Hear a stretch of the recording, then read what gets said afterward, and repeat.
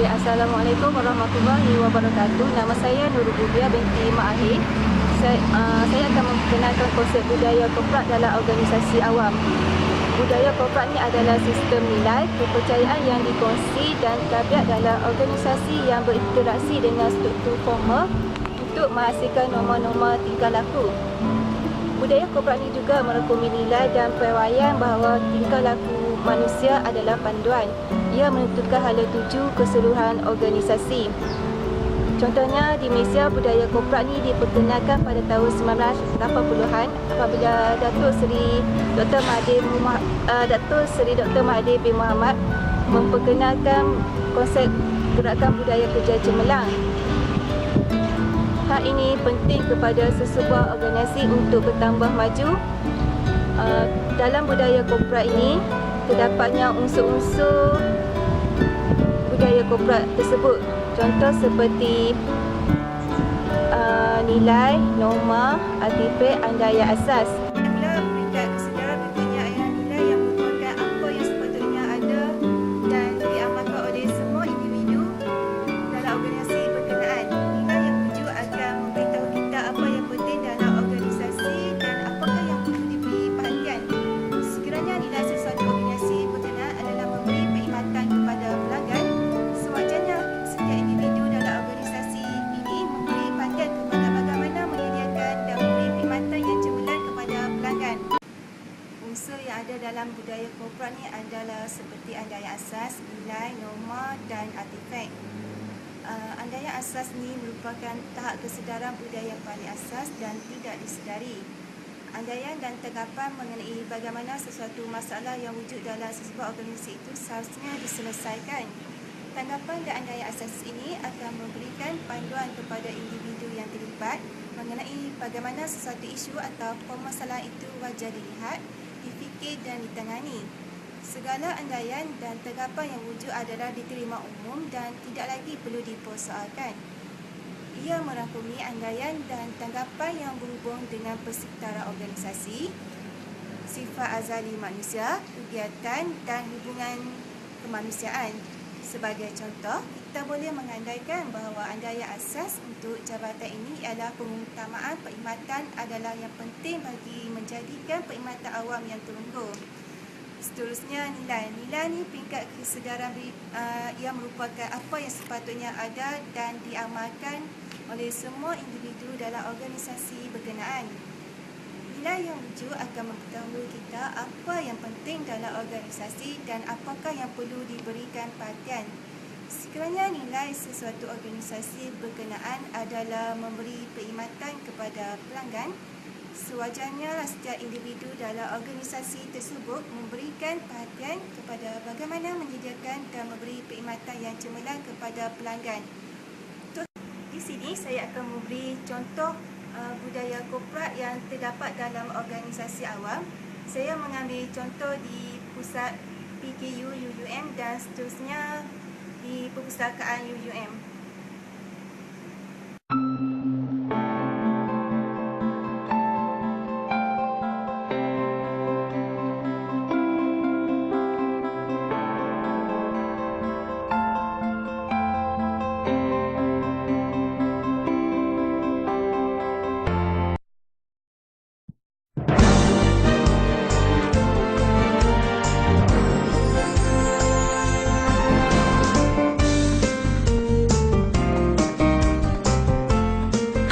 Sedia membantu. Kami akan sentiasa mengamalkan semangat kerja berpasukan, sentiasa bersiap sedia untuk memberikan perkhidmatan yang profesional dan ikhlas dalam menjalankan tugas dan membantu pelanggan. Latar belakang putih bersih melambangkan keikhlasan dan kesediaan untuk membantu. Sentuhan di hati melambangkan kelembutan, kemesraan dan keprihatinan semasa menjalankan tugas. Tangan pula melambangkan keikhlasan dan kesediaan untuk membantu. Merah melambangkan semangat serta komitmen kami yang tinggi. Kami komited untuk mengamalkan 3 nilai teras. Penyayang, menerima pelanggan dengan sikap ramah mesra, penuh perhatian, bersopan santun, responsif dan penuh hormat.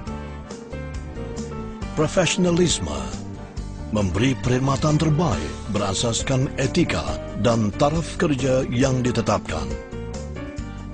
Kerja berpasukan, bersatu padu sebagai satu pasukan bagi mencapai matlamat yang sama. Kami sedia membantu. Assalamualaikum warahmatullahi wabarakatuh. Saya Nur Rubia binti Mahir akan menyuruh Cik Azizi bin Harun selaku penolong pengarah pihak pengurusan Pusat Kesihatan Universiti Utara tentang tajuk budaya korporat. Cik, boleh saya tahu bila budaya korporat diamalkan di organisasi PKU ini? Budaya korporat sebenarnya telah lama diamalkan di lembaga seluruh jabatan di UiTM. Tapi semenjak Chancellor yang sekarang kita Datuk Profesor Datuk Mustafa Ishak, itu lebih ditekankan lagi dengan menonjolkan berbagai aspek dan imej korporat mestinya perlu diikuti oleh semua jabatan sendiri. Cik kata imej. Imej tadi macam mana pula? Contohnya? Contohnya imej korporat yang telah ditetapkan oleh pihak universiti. Dari segi banyak aspek lah, terutamanya dari segi Pakaian. Pakaian sebenarnya sebab universiti kan bukan sebuah jabatan yang beruniform kan, ada certain department uniform. Tapi ada dari segi contohnya macam imej, dari segi logo universiti yang telah diperbaiki dan ditambah pokok yang mana yang nampak lebih baik, dan imej dari aspek kita punya universiti punya letterhead itu telah dinamabaikkan lah untuk kita buat tunjukkan universiti dari aspek macam apa tu punya macam streamer, banner yang kita gunakan untuk promosi bahawa ini perlu ikut ketetapan yang ditetapkan oleh universiti. Okey, tadi saya lihat di luar organisasi cik tadi sekitar sini, saya ada ternampak FAS. Apa itu FAS? Adakah ia termasuk dalam budaya korporat? FAS itu telah kita amalkan sejak beberapa tahun yang lalu lah. Itu pun ialah setiap jabatan di UiTM ni memang mengikut apa yang telah ditetapkan oleh pihak universiti lah. FAS ini diambil dari budaya Jepun kan? Memang FAS tu adalah satu kaedah yang guna pakai lah daripada budaya Jepun. Ada 5 tu lah, sisir susun, simpas, seragam, bersama tu lah. Pihak PKU sebenarnya dalam aspek FAS ni kita memang antara jabatan yang mendapat setiap tahun kan universiti buat pertandingan FAS, dan PKU mesti mendapat tempat yang baik lah sebenarnya. Macam tu. Dan apa yang kita buat tu bukan semata-mata untuk pertandingan, yang kita amalkan setiap masa lah. Sedaya upaya kita akan amalkan lah. Okey, seterusnya macam mana pelajar datang ke sini bukan berpakaian formal, adakah akan diberi perkhidmatan atau mereka harus berpakaian formal untuk mendapatkan rawatan di sini? Okay. Dalam aspek etika pakaian pelajar untuk dapatkan rawatan ni memang antara isu yang paling hangat lah kan berkatakan oleh pelajar. Sebenarnya kita PKU, kita mengikut ketetapan telah ditetapkan oleh pihak universiti sendiri. Etika pakaian yang telah dikeluarkan ni juga nampak kan dekat billboard apa semua ada kan. Contohnya sebab jin apa semua tak boleh pakai lah kan? Memang dia during office hour, during class hour ni semua, bila student datang PKU, memang kita nak pakaian yang nak kata formal tu saya tak terikat sangat dengan perkataan formal tu lah. At least dia pakai pakaian yang sesuai lah. Kita tidak kata pelajar yang tidak pakai tie tu tak boleh dapatkan rawatan. memang banyak banyak kita terima juga, tapi yang penting pakaian tu tidak pakaian yang terlalu teruk dan menjuluk mata kan. Perempuan macam perempuan Melayu kena berpakaian pakai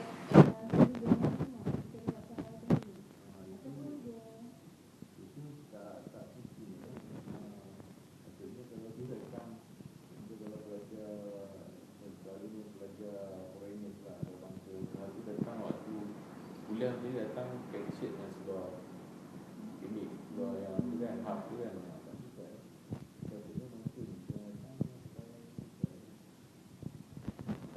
pakaian yang sesuai macam Yang ikut peraturan lah, kuasa ikut marah. etika lah. Contohnya doktor tidaklah terlalu berapa strict sangat sehingga you all kena waktu. Yelah kita tahu lah sakit kan, takkan dia datang lah pakai long sleeve, pakai tie, pakai slack tu semua.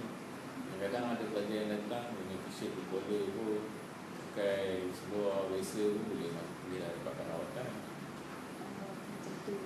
Terima kasih Cik kerana meluangkan masa bersama kami untuk menerangkan sebarang sikit tentang budaya korporat dalam organisasi ini. Terima kasih.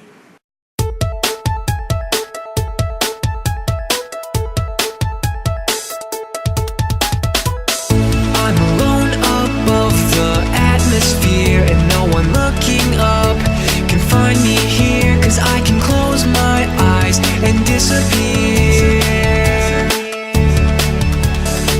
When I climb the stairs to watch the sun above the station walls, the colors run to fill the swimming pool. When I am done, I am the captain of an oil tanker that travels through your veins. When the satellites hang all around, and I can finally hear the lovely sound when all the engines in the back room die down. All the airships move across the sky, and my equipment just keeps standing by. The planets glow and intensify. I am the pilot of a cargo airplane that travels through your veins. When you are lying half asleep in your room, unaware if it is midnight or afternoon. Sebelum melaksanakan budaya korporat seperti 5S ini di PKUM, kita akan melihat tempat mereka ni berselerak. Contohnya kursi tidak disusun dengan rapi, meja pun berselerak. Perkhidmatan kaunter pun tak ada perkhidmatan kaunter ni tiada orang yang menjaga untuk layan orang. Kursi pun tidak teratur, buku pun tidak terasut, ubat pun tidak dilabel dengan betul, susunannya tidak teratur. Fail pun duduk atas. Selepas melaksanakan 5S ini, kita lihat ada label ubat, jenis ubat pun dilabel, susunannya teratur. Ada expiry date, tarikh luput tarikh yang nak tamat luput ni ada di depan, tarikh yang nak lambat luput ni ubat tu terletak di belakang, susunan teratur. So di sini juga terdapatnya meja dan kursi ni susun dengan teratur. Ni terdapatnya ada label ubat, terdapatnya label jenis peralatan yang disusun di sini dilabelkan dengan betul dan teratur. Nampak kemas, cantik dan menarik lah. Susah untuk mata memandang. Di sini juga terdapatnya dalam 5S ni UM lepas ada mempamerkan pertandingan inovasi Tony 2012. Antara mereka fokus ni dia berfokus kepada penambahan misi komputer videografi di pusat PKU UM. Selain itu adanya borang maklum balas 5S ni sama ada langgar berpuas hati atau tidak dengan perkhidmatan di PKU UM. Okey, pusat PTU UM ni telah memenangi pertandingan di antara staf yang berjaya melaksanakan 5S di tempat masing-masing lah.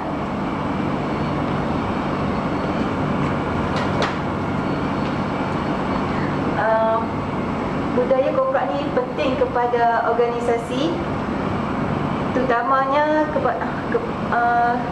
kepada organisasi yang berorientasikan kepada perkhidmatan pelanggan.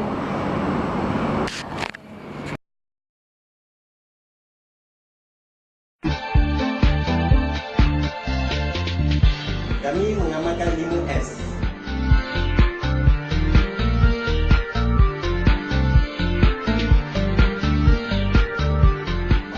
Saya berbangga kerana UTHM memilih 5S sebagai salah satu budaya kerja positif.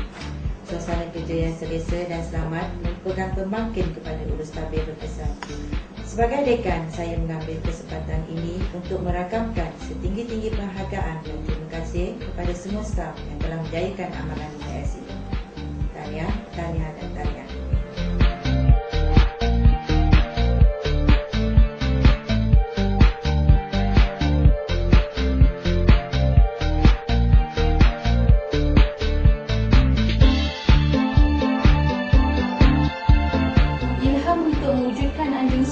Tercetus apabila kami memikirkan konsep keceriaan yang mudah untuk disiya dan dipantau.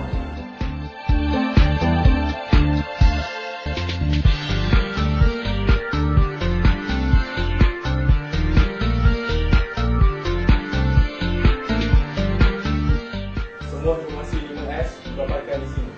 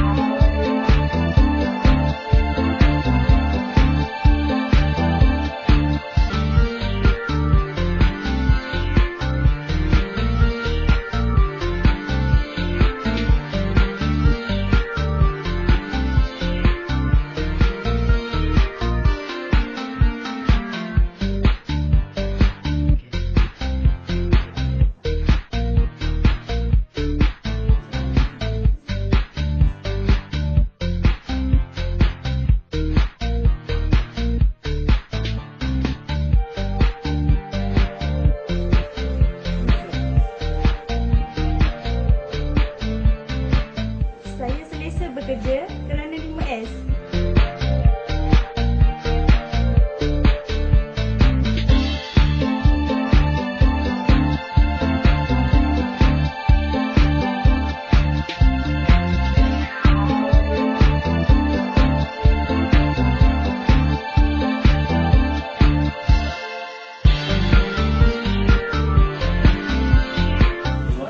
Menggunakan tulisan surat pengenalan.